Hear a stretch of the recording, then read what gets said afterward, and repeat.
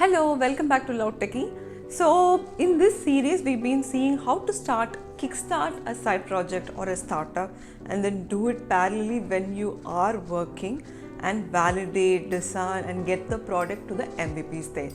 So, hope you did watch my other videos as well. If not, it is in the description box.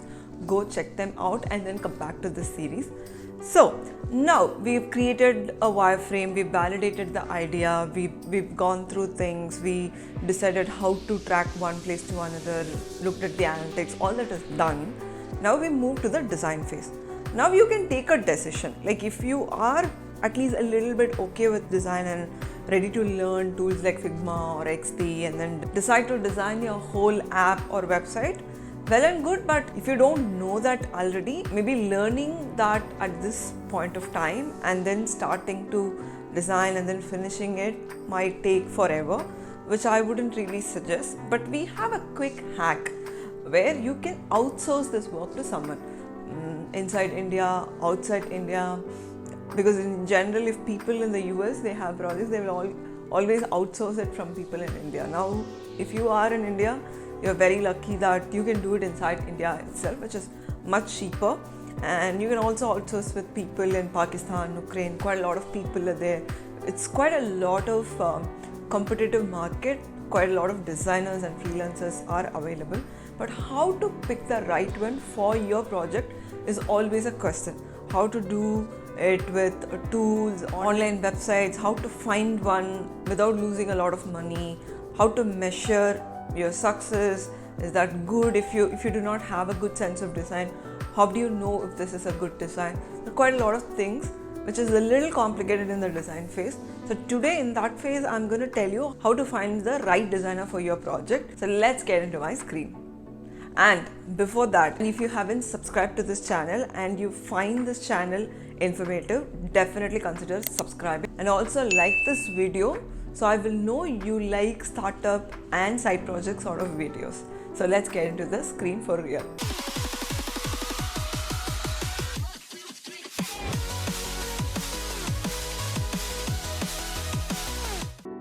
So here we are.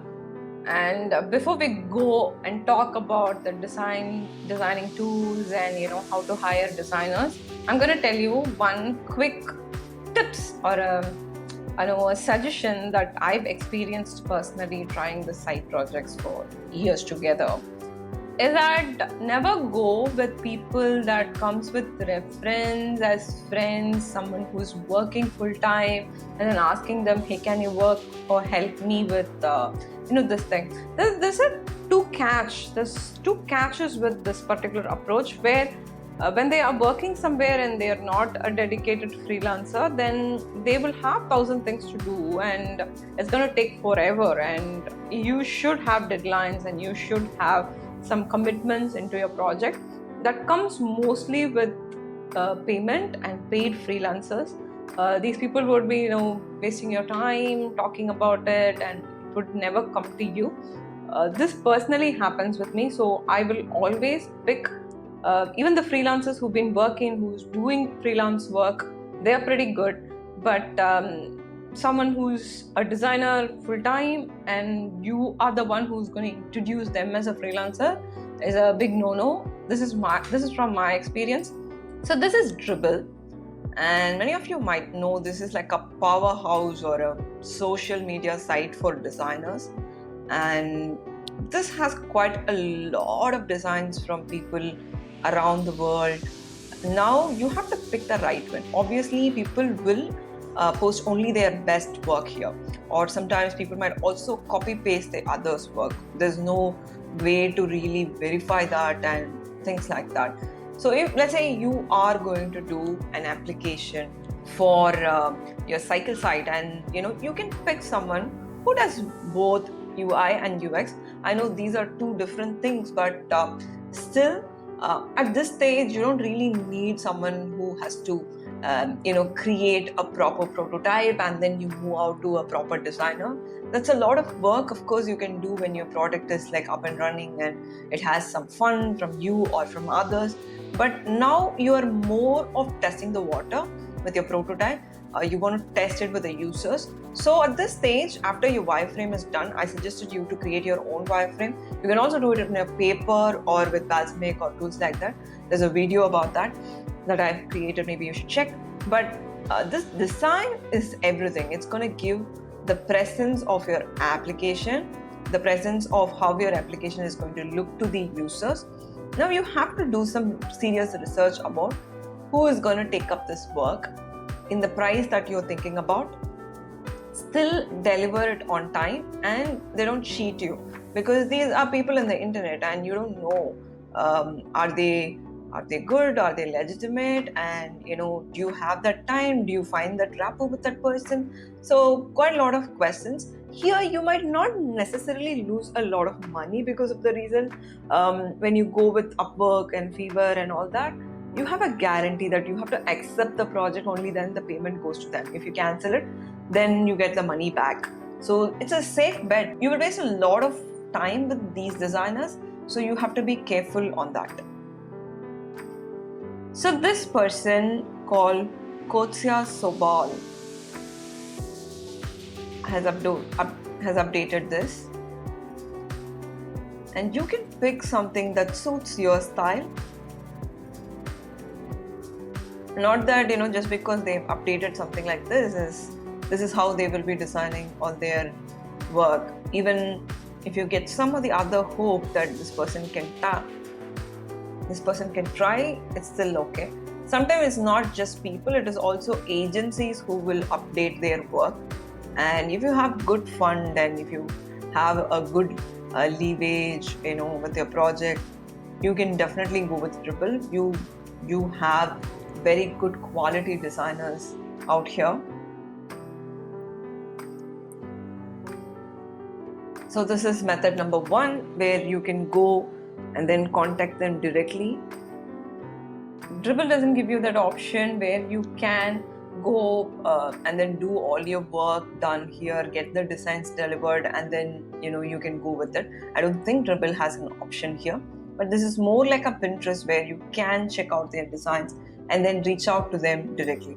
So mostly they will have an option to contact them. If they don't, I don't think it's very difficult with their name. Of course, you can find them on LinkedIn, you can find them on any other places that you think it makes most sense.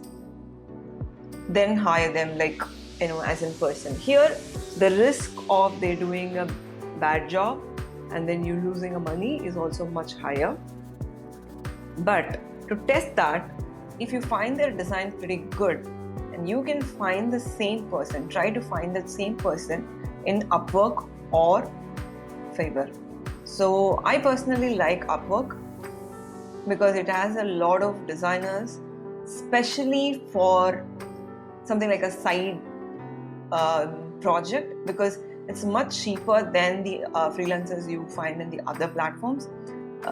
So here it's easy for you to find that person, make them work on your designs, and you can always do every work through Upwork. It's not like you have to do only designs with this. You can also go with writing, you can also do with mobile development, web development, admin support. Pretty much all the work can be outsourced with Upwork.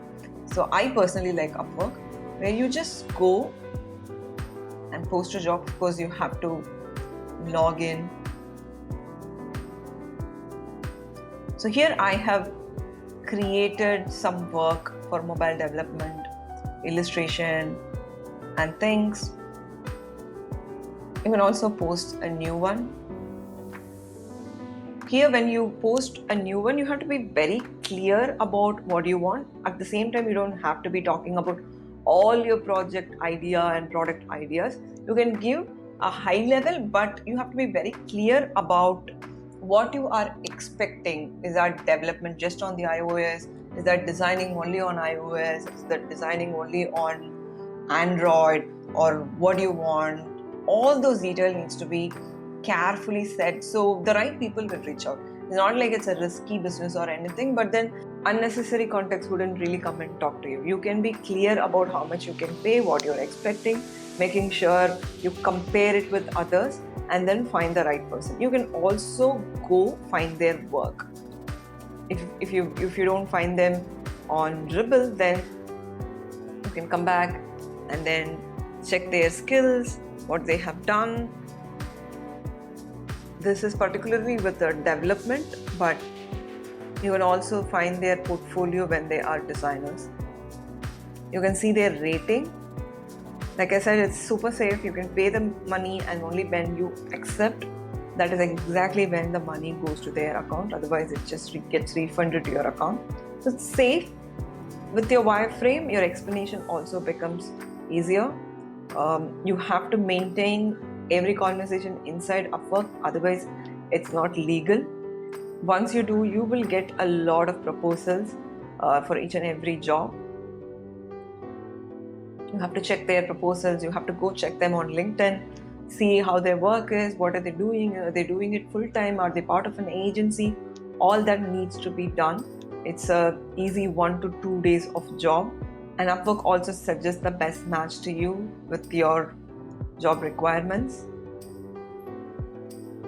And you also have very nice features here.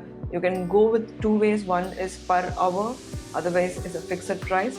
So it's much easier for you to track any activity from them. You have to have a right expectation with time as well. This way your project can be done easy peasy, and you don't have to break your head for how am I going to do the design, or having your hands dirty on Figma or XD, which is not bad, but still it takes lots and lots of effort. Also with this, next week I will also be posting about some of the important elements about starting your side project.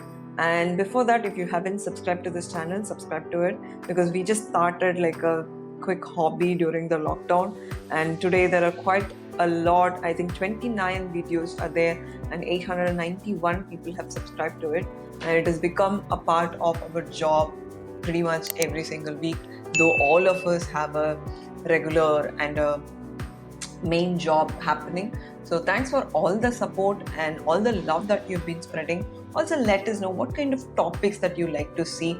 We've spoken about interviews, we've spoken about books, we've spoken about starting a side project, ideas, quite a lot of things.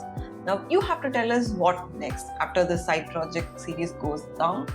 What are the other topics you would love to see from us? It could be about marketing, it could be about GTM, it could be about anything else. Some different topics when it comes to career.